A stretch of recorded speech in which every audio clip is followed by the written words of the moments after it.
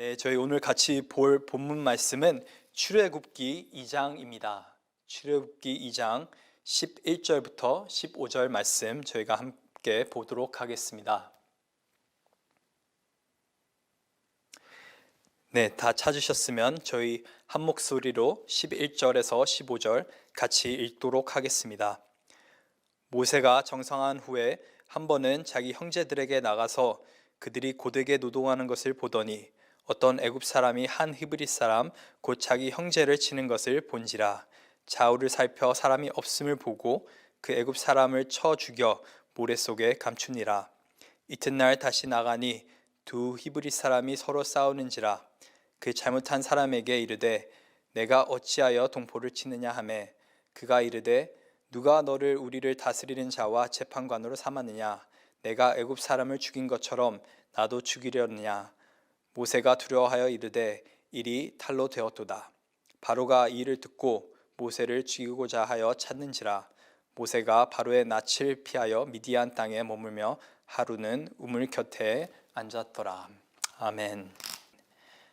네, 지난주에 저희는 모세의 출생 이야기를 함께 살펴보았습니다. 새로 태어나는 이스라엘 자손의 남자 아기는 다 나일강에 버리라는 바로의 명령이 떨어지게 되는데요. 그 가운데서 모세의 어머니는 석 달간 자기의 아기를 이렇게 숨기게 됩니다. 그런데 시간이 지나자 점점 상황은 어려워지게 되고 더 이상 아기를 숨길 수 없는 그런 상황까지 이르게 되자 모세의 어머니는 극단적으로 두려움이 아닌 믿음으로 모세를 상자에 담아서 나일강 옆 갈대 숲에 이렇게 두게 됩니다. 그런데 하나님의 은혜로 그 당시에 목욕으로 나온 바로의 딸이 상자에 담긴 모세를 이렇게 발견하게 됩니다.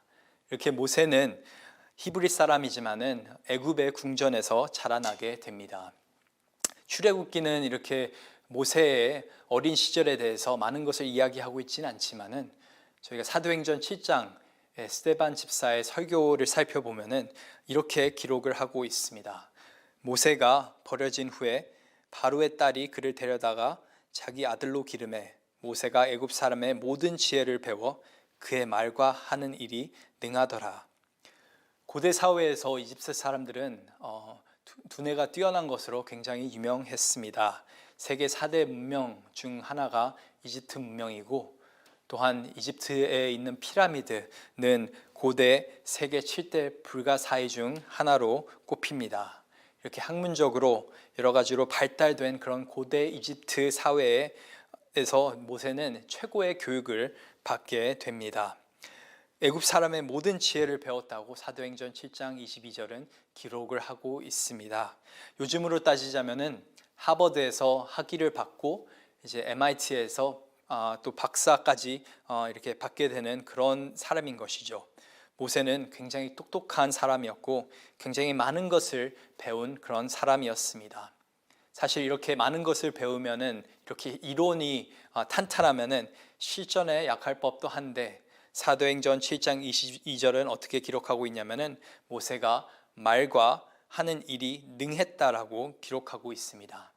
모세는 아는 것도 많았고 말도 잘하고 심지어는 실력까지 갖춘, 세상적으로 봤을 때는 정말 모든 것을 갖춘, 성공할 수밖에 없는 정말 다방면으로 뛰어난 그러한 사람이었습니다.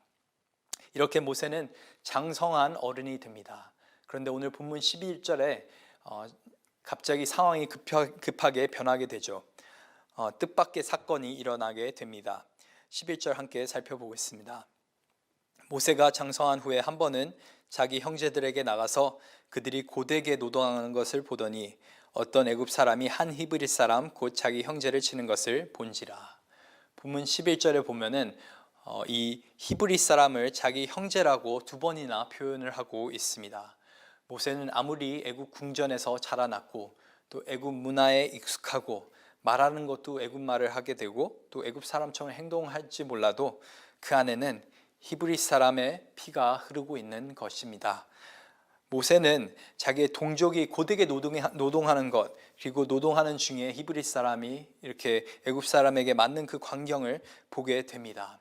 요즘에 이제 코로나 바이러스 때문에 동양인들이 굉장히 인종차별도 받게 되고 여러 가지 불미스러운 그런 사건들에 연관이 되게 되는데, 참 이런 뉴스를 들을 때마다 마음이 아프고 화가 치미르게 됩니다.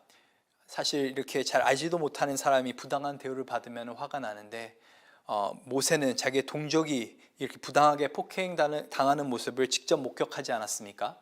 얼마나 화가 났겠습니까? 그래서 모세는 조심스럽게 좌우를 살펴보게 됩니다.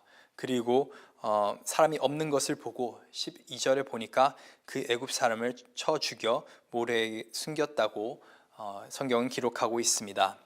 모세는 그냥 홧김에 사람을 죽인 것이 아닙니다. 모세의 삶을 그리는 이집트 왕자라는 영화를 보면은 모세는 실수로 사람을 죽인 것처럼 그렇게 이야기가 전개가 되는데요. 모세는 사실 오늘 본문을 보게 되면은 철저하게 계산하고 계획해서 사람을 죽였던 것입니다. 12절에 보면은 모세는 좌우를 모두 살폈습니다.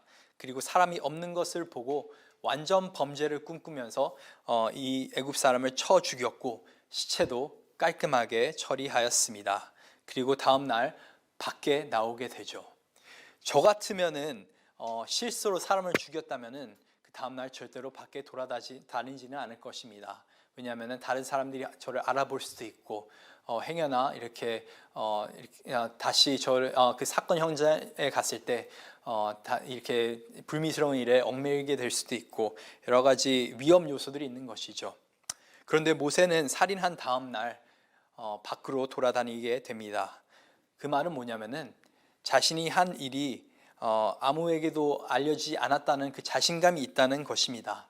정말 치밀하게 모세는 사람을 죽였기 때문에 바로 다음 날 당당하게 밖에 돌아다닐 수 있는 것입니다. 사도행전 7장 24절에 이 사건을 이렇게 기록하고 있습니다.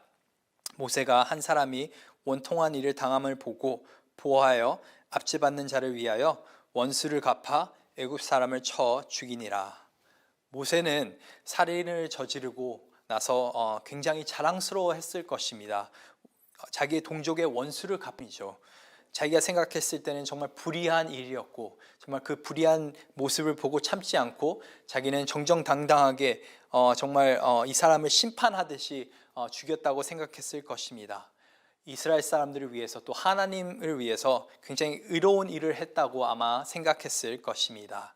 그런데 이 과정에서 모세는 굉장히 치명적인 실수를 저지르게 됩니다.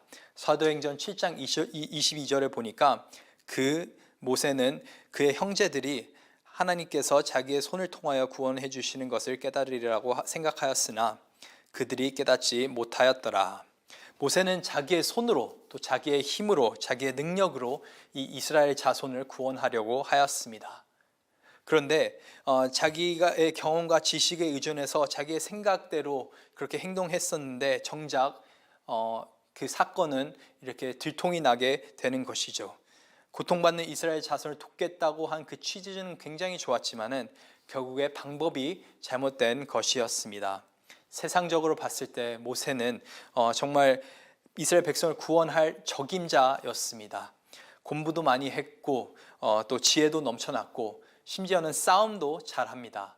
마음만 먹으니까 애굽 사람은 굉장히 쉽게 쳐서 죽였던 것이었습니다. 거기다가 왕족이라는 그런 지위 또한 갖추고 있습니다. 정말 많은 것을 갖춘 그런 준비된 사람이었습니다.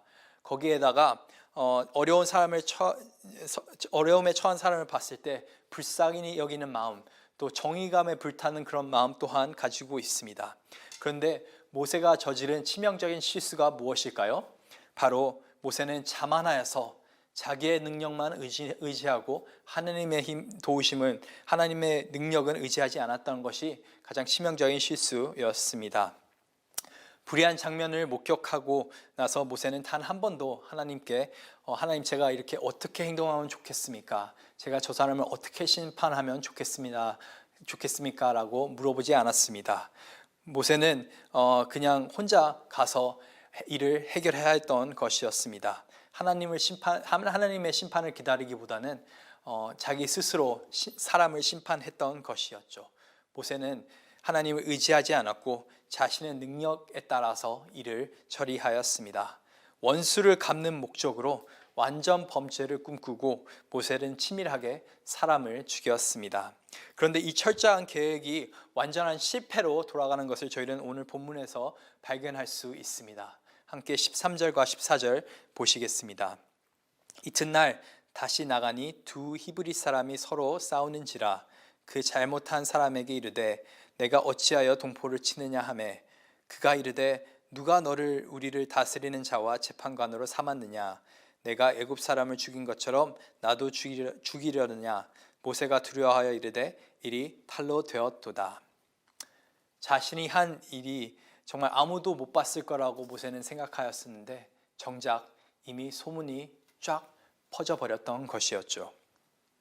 이 소문은 바로 귀에까지 들어가게 돼서 이제 바로는 모세를 죽이려고 모세를 찾고 있습니다. 모세는 더 이상 의지할 곳이 없습니다. 다시 궁전으로 돌아갈 수가 없는 것이죠. 자기를 키워준 바로가 이제는 자기를 죽이려고 하고 있습니다. 자기가 도와줬던 그 동족 히브리 사람들은 자신을 등지고 있습니다. 집도 없고 믿을 사람도 없고 거기다가 모세는 이제 지명수배까지 받게 되고 있습니다. 모세는 완전하게 계획을 세웠지만은 완전한 실패로 그 계획은 돌아가게 되었습니다. 사랑하는 성도 여러분, 저희가 오늘 본문을 보면서 참 많은 것을 배우게 되는데 무엇보다도 저희가 아무리 노력하고 아무리 열심을 내어서 우리의 능력과 우리의 생각과 우리의 힘으로 일을 처리하려고 한다 하더라도 우리는 항상 실패할 수밖에 없는 존재들이라는 것을 저희는 오늘 깨닫게 되는 것입니다. 저희가 아무리 똑똑하고 능력이 있다 하더라도 정작 하나님을 의지하지 않고서는 저희가 인생 가운데서 성공할 수 없다는 것을 오늘 본문을 통해 저희는 보게 됩니다. 정말 좋은 뜻이고 좋은 일을 많이 하려고 하더라도 하나님의 도우심 없이는 저희는 하나님의 일을 할 수가 없는 것입니다. 왜냐하면 저희는 한정된 시간을 가지고 있고 저희는 한정된 공간에서 생활을 하고 저희는 한정된 지식과 능력을 가지고 있습니다. 또한 저희는 한정된 건강과 몸을 가지고 있습니다. 그런데 하나님은 한정된 분이 아니시라 영원하신 분이십니다. 이사야서 55장 8절과 9절에 이렇게 성경은 기록하고 있습니다. 이는 내 생각이 너희 생각과 다르며 내 길은 너희 길과 다름이니라. 여호와의 말씀이니라. 이는 하늘이 땅보다 높음 같이 내 길은 너의 길보다 높으며 내 생각은 너희의 생각보다 높음이니라. 우리의 한정된 힘으로 절대 무한한 하나님의 계획 이룰 수는 없습니다. 저희가 정말 하나님의 뜻을 위해 저희가 살려고 하고 있고 하나님을 위해 살려고 한다면은 저는 전적으로 하나님을 의지해야 되는 것입니다. 오늘 여러분은 무엇을 의지하면서 살아가고 계십니까? 여러분 하나님을 섬긴다고 말로는 하지만은 정작 중요한 일을 처리해야 될 때는 여러분의 일, 여러분의 힘, 여러분의 능력을 의지하면서 살고 있지는 않습니까? 사업을 할 때 하나님의 재정 방법보다는 사람의 재정 방법으로 사업을 하고 계시진 않습니까? 부부 관계에서 하나님의 말씀을 의지하기보다는 우리의 생각과 경험을 의지하고 있지는 않습니까? 자녀를 키우는 데 있어서 하나님 명령하신 대로 자녀를 정말 믿음 안에서 올바르게 말씀으로 양육하기보다는 그냥 좋은 대학 가는 것, 좋은 교육을 받는 것, 인생 가운데서 성공하는 것만 저희가 바라고 있지는 않습니까? 혹시 이 코로나 바이러스 이 사태 가운데서 어떻게 해서든 내 가족을 지키려고 어떻게든 나에게 주어진 이 상황을 어떻게든 조정하려고 열심으로 노력하고 계시진 않습니까? 오늘 본문을 통해서 저희가 기억해야 되는 것은 우리의 계획은 결국 저희가 하나님을 의지하지 않는다면 실패로 돌아갈 수밖에 없다는 것을 보게 됩니다. 예수님은 자신의 방법이 아닌 철저하게 하나님께 순종함으로써 십자가에까지 달려 죽으셨고 그로 인하여서 저희는 구원을 받게 되었습니다. 나의 원대로 마옵시고 아버지의 원대로 하옵소서. 저희가 오늘 하루도 저희의 뜻이 아닌 저의 힘이 아닌 저의 능력을 의지해서가 아닌 저희 자신의 삶 가운데서 우리 능력에 따라 자만하는 것이 아니라 오로지 하나님 한 분만 바라보면서 하나님의 능력 의지하면서 하나님을 위해 살아갈 수 있는 저와 여러분이 되길 간절히 소망합니다.